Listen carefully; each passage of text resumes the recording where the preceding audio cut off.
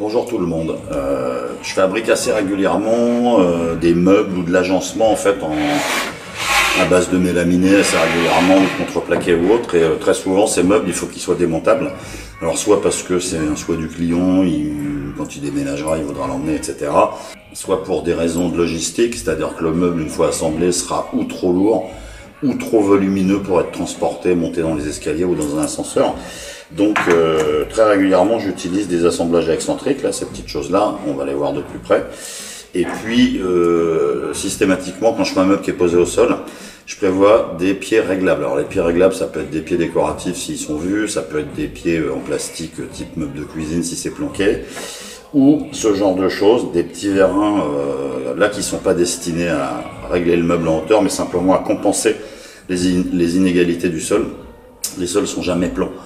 Même dans du neuf. Donc je m'en sers depuis des années, ça nécessite des perçages précis, des prises de côte, etc. Et là j'en avais beaucoup à faire, donc je me suis dit qu'avec quelques petits gabarits, je pourrais gagner un temps précieux. Donc on va regarder.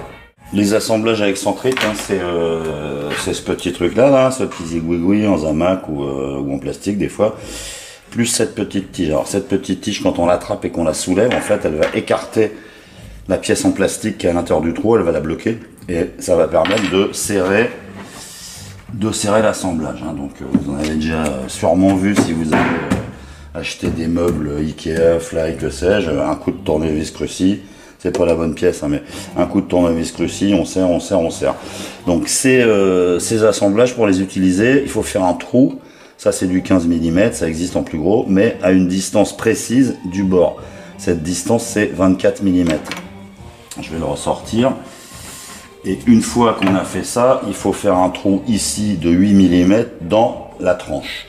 Alors pour faire le trou de 8 mm dans la tranche, le fabricant, il fournit, c'est-à-dire il vend un petit gabarit qui permet de faire ce perçage-là sans problème. C'est-à-dire que là, bon, je vais pas l'enlever parce qu'il est dedans, mais vous voyez ici, j'ai une petite rondelle qui a exactement le diamètre de 15. Quand on a fait le trou, on vient clac, glisser la rondelle dans le trou, on est positionné comme il faut, je vais me décaler, hein, on est positionné comme il faut, on vient avec un foret de 8, là c'est des bagues probablement bronze, c'est-à-dire sans frottement, on perce son trou et c'est ok.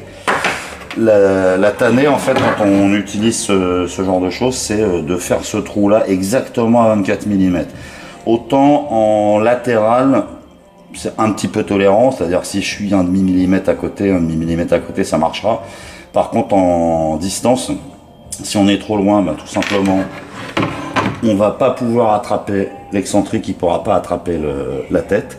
Et si on est trop bas, en fait il pourra pas serrer correctement. Donc ça c'est une cote qui est importante. Alors ce que je faisais jusqu'à présent, je traçais mon trait d'axe et pour chaque rastex, pour chaque excentrique, je prenais mon équerre et je venais tracer 24, je pointais, je perçais mon trou. Ça marche, mais ça prend beaucoup de temps. Donc l'autre produit que j'utilise régulièrement, c'est les petits vérins compensateurs. Donc ces petits vérins, ça fonctionne comment? Tout simplement, ils sont réglables avec une clé Allen, c'est-à-dire que je vais pouvoir sortir ou faire rentrer le pied. Donc ce vérin, en fait, il s'insère, il vient se glisser dans la tranche du panneau. Là, on est sur un morceau de mélaminé en 19 mm. Donc pour pouvoir utiliser ces vérins, il faut faire un trou de 12 bien équerré. Alors dans ce sens-là, si on n'est pas équerré, j'exagère, c'est pas dramatique. Par contre, dans ce sens-là ou dans ce sens-là, c'est dramatique. Parce qu'une fois qu'on a percé dans du 19, il reste 2 mm et demi de peau de chaque côté. Donc sur une longueur comme ça c'est le plus long, ça existe en trois longueurs différentes. Si vous partez en biais, votre foret il va ressortir, vous abîmez la pièce. Donc même chose, avant je traçais, c'était compliqué, j'avais des blocs de bois, des trucs, je me suis dit qu'un gabarit qui me permettrait de faire et le perçage à 12 et après ici pour pouvoir accéder au réglage, il faut un trou de 6 mm qui soit exactement centré, exactement aligné sur la vis BTR. Alors celui-ci, le trou de réglage, il est de l'autre côté, hein, vous le voyez pas, mais le principe c'est ça, on perce dans le champ, on enfonce éventuellement au marteau si ça rentre un peu serré, et ensuite ça permet sur place, en sortant et en rentrant les pieds, de rattraper les inégalités du sol. Là, on est sur le gabarit pour les vérins Camar, les vérins de réglage de hauteur. Donc en fait, ce qu'on retrouve, c'est quoi? C'est une pièce en plastique. Ici, ce qui est en orange, c'est un tube de plomberie, tout simplement un tube de cuivre diamètre 12-14.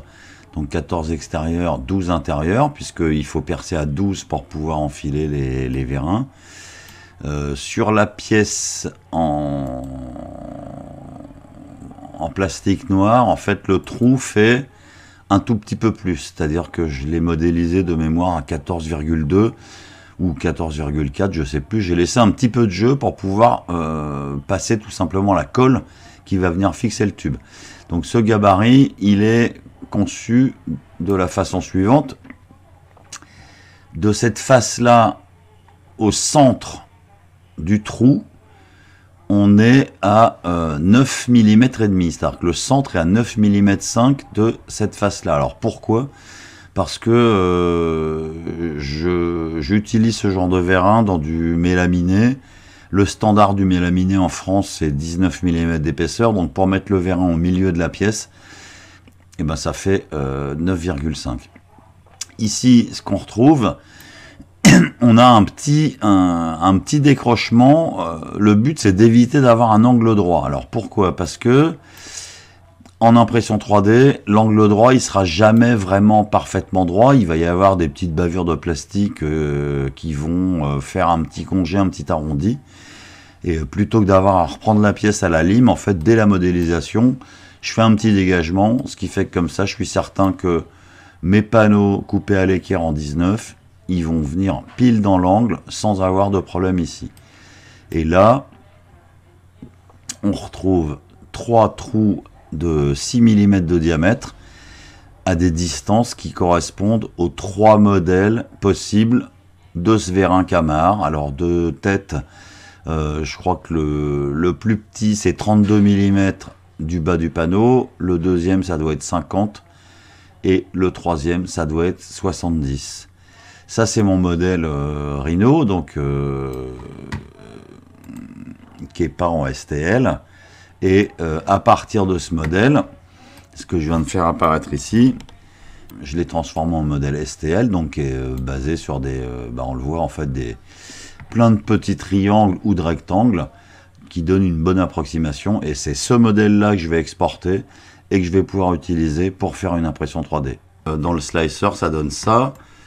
Alors moi j'utilise Simplify 3D, voilà.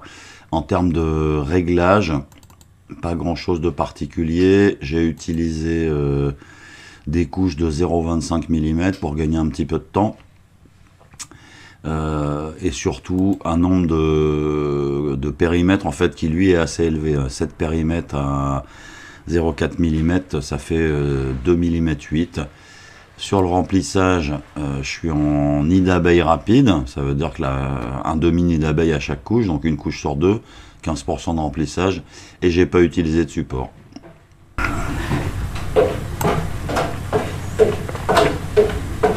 L'absence de support, elle va surtout se faire sentir ici quand on va arriver en fait en haut du cylindre. On va être de moins en moins supporté, donc probable que je vais avoir des bavures un petit peu, mais je les reprendrai à la lime.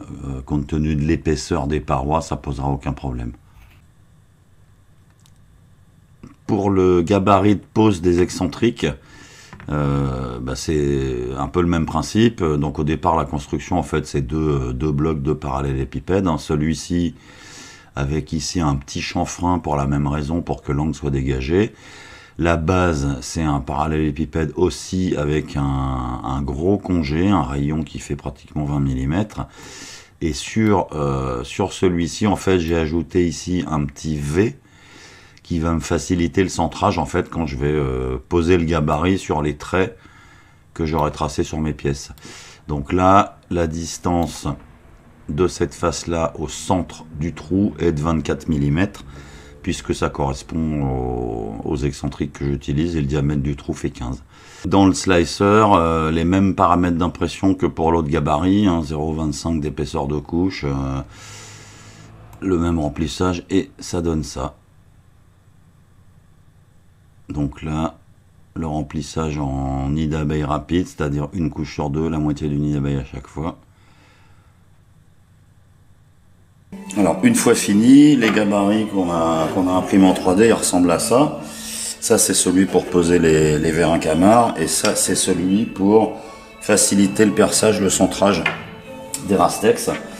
Alors après l'impression, ce que j'ai fait, hein, c'était prévu sur le modèle, je suis venu coller à l'époxy à la 5 minutes là, un tube de cuivre de plomberie tout simplement qui fait 14 à l'extérieur, 12 intérieur. J'ai bavuré, alors 12 parce que c'est exactement la taille du forêt, et c'est tout ce que j'ai fait. Donc là on a les trous. On voit pas bien là, je vais essayer, voilà. Là on a les trous qui correspondent aux 3 tailles existantes pour le produit en question, là pour les petits vérins. Alors ça s'utilise comment? Je vais vous montrer ça. Alors pour le gabarit de pose des pieds, tout simplement, ben je viens le mettre. Donc je tire un trait avant hein, pour voir où je vais tomber. Le trait je vais le voir au travers des 3 trous ou en bout. Comme on perce gros 12, je mets un serre-joint et je viens pincer. Je viens serrer le gabarit. Ensuite, avec un foret de 6, bah, je fais le trou ici, je marque le trou. Alors, sur 4 mm de profondeur, ça suffit en fonction du vérin que j'utilise. Et ensuite, avec le foret de 12, on vient ici, on perce alors à la bonne profondeur. Hein, quand c'est le trou qui est le plus loin, le foret est trop court, donc je perce assez loin. Donc on va dire que mon perçage il est engagé sur au moins 5 cm. Je reprends mon foret et je finis le perçage avec un petit scotch. Ici j'ai deux assemblages tourillons à placer, un ici, un là. Donc ce que j'ai fait, c'est que j'ai tracé, donc ça, cette pièce elle est fixée hein, par rapport à l'endroit où elle va aller. Donc j'ai tracé mon axe, j'ai tracé également ici l'endroit où il va falloir que je perce le trou de 8 mm qui va recevoir en fait le pion. Donc pour percer ça, avant je prenais l'équerre, je traçais, j'essayais d'être vraiment super précis à 24. Maintenant ben j'ai mon repère d'axe, je viens en buter, visuellement je vérifie que je suis en place. Sur la visseuse là j'ai une mèche Forstner de 15. Je viens en place ici.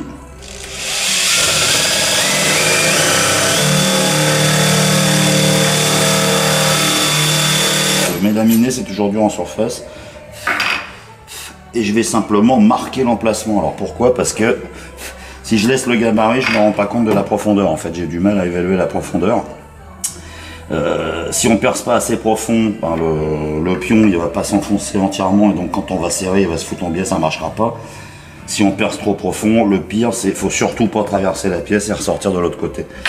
Donc une fois que je suis là, il y a une pointe de centrage hein, sur ces mèches, je me remets dans le trou, je me mets au-dessus pour vérifier ma verticalité.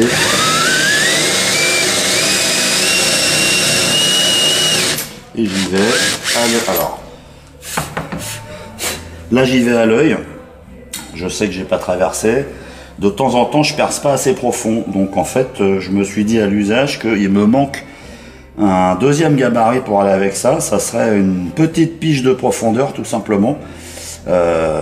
Probablement une petite surface plane avec un cylindre plus petit pour que ça rentre, qui me permettra de savoir si je suis à la bonne profondeur ou pas. Ça me fera encore gagner un petit peu de temps. J'ai pas bougé ma pièce, j'ai juste marqué à la pointe carrée en fait le perçage pour le trou de 8 et j'ai une mèche en fait avec une butée qui est réglée, qui bouge pas, qui me sert qu'à ça, et ça va me permettre de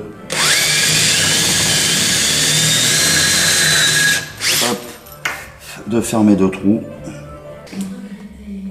Donc il ne reste plus qu'à faire le trou de 8 mm dans le champ. Donc pour ça, ben, je vais utiliser le gabarit fourni par le fabricant. Donc j'ai mis la rondelle à sa place, la mèche de 8, on se glisse sans forcer dans la bague.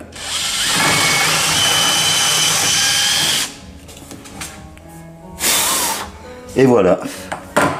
Mine de rien, ces 2 petits bouts de plastoc là, ils m'ont bien facilité la vie sur le projet sur lequel je suis là. C'est un premier bureau sur un ensemble de 2 bureaux. Celui-là c'était le plus petit, le plus simple, mais ils sont assez compliqués d'un point de vue forme. tablettes, etc. Donc j'ai énormément d'assemblage à faire. J'en ai un deuxième à faire, alors c'est pour des connaissances d'un copain qui regarde d'ailleurs la chaîne de temps en temps, donc je suis pas en avance. Jojo, si tu nous regardes, détends-toi, grâce à ça je devrais être dans les temps. Merci d'avoir regardé, à bientôt.